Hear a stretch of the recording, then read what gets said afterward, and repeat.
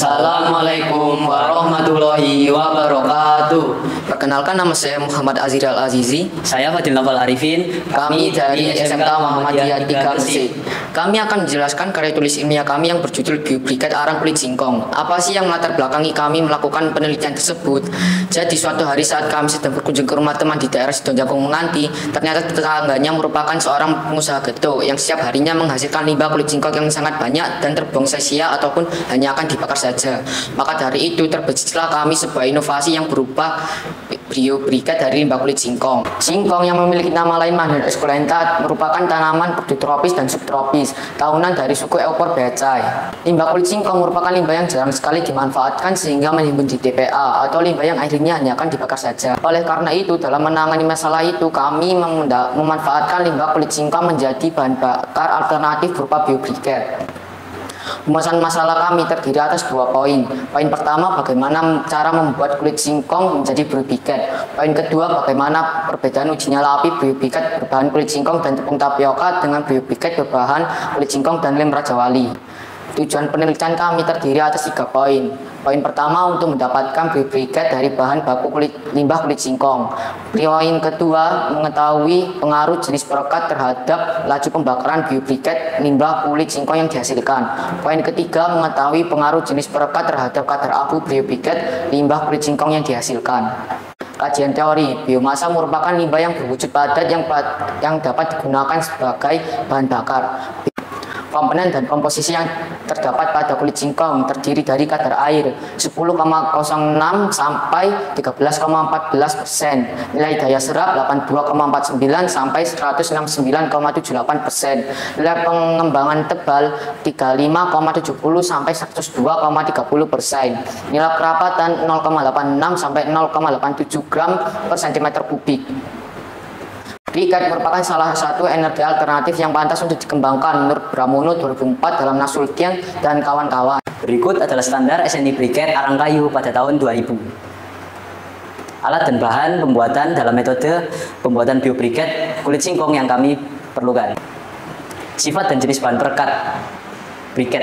Agar komponen-komponen zat dalam bahan baku pada proses pembriketan, maka diperlukan suatu zat-zat perekat sehingga dihasilkan briket yang menyatu. Berdasarkan jenisnya, bahan perekat dibagi menjadi 2. Perekat anorganik dapat menjaga ketahanan briket selama proses pembakaran sehingga dasar permeabilitas bahan bakar tidak terganggu.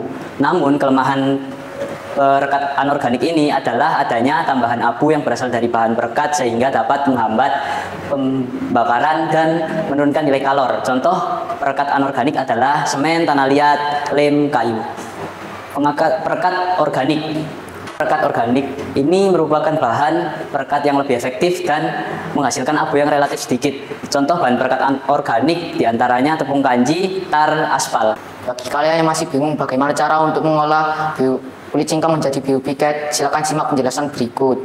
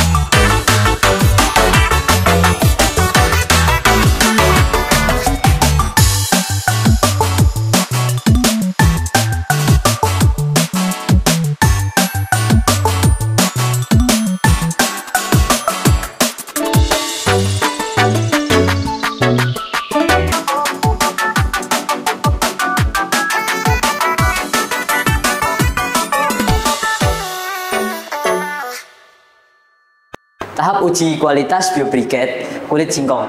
1. Laju pembakaran. Laju pembakaran menggambarkan berkurangnya masa persatuan waktu selama pembakaran. Dapat diperoleh menggunakan rumus laju pembakaran sama dengan masa briket kering dibagi waktu sampai briket habis. Yang kedua, kadar abu. Kadar abu ditentukan dengan cara menimbang residu atau sisa pembakaran biobriket, yaitu berupa abu yang terkumpul di wadah. Kadar abu didapatkan dengan rumus masa abu ditambah masa wadah dikurangi masa wadah dibagi masa briket kering dikali 100%. Berikut merupakan hasil penelitian yang telah kami analisis. Hasil dan pembahasan dapat dilihat bahwa laju pembakaran biobriket limbah kulit singkong pada jenis bahan perekat, tepung, tapioka, dan lem kayu masing-masing memiliki nilai rata-rata 0,00305 gram per second. Lalu pembakaran ini berpengaruh terhadap nilai kalor yang dihasilkan. Semakin tinggi nilai kalor briket, maka semakin baik dan laju pembakaran pada briket tersebut. Hasil dan pembahasan. Berdasarkan grafik 4.2 terlihat bahwa nilai kadar abu biobriket limbah kulit singkong terbesar adalah lem kayu, lalu diikuti bahan perekat tepung tapioka. Pengujian kadar abu briket bertujuan untuk mengetahui mutu briket. Nilai ini lebih tinggi daripada briket dengan perekat tepung tapioka. Hasil ini masih di atas 8% sehingga belum sesuai dengan standar kadar abu berdasarkan SNI 2000. Kesimpulan yang kami dapatkan dalam penelitian ini, yang pertama, proses pembuatan biobriket melalui tahapan berikut. Biobriket limbah kulit singkong dapat dijadikan sumber energi alternatif di Morawudi Cermin Gresik karena kualitas briket yang dihasilkan hampir mendekati standar yang ada pada pembuatan biobriket limbah kulit singkong.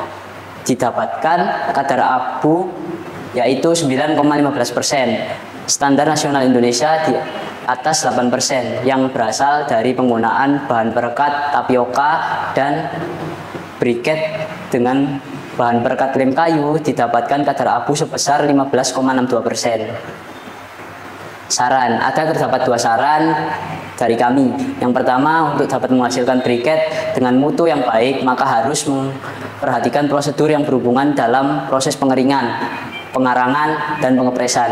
Yang kedua, penelitian selanjutnya untuk meningkatkan hasil kualitas biobriket perlu diadakan penelitian lebih lanjut dengan melakukan variasi berbagai limbah pertanian yang memiliki nilai kalor lebih tinggi seperti tempurung kemiri dan tempurung kelapa sawit. Kami tutup presentasi ini. Bila ada salah kata mohon dimaafkan, dan jika ada masukan atau saran silakan ditulis di kolom komentar. Wassalamualaikum warahmatullahi wabarakatuh.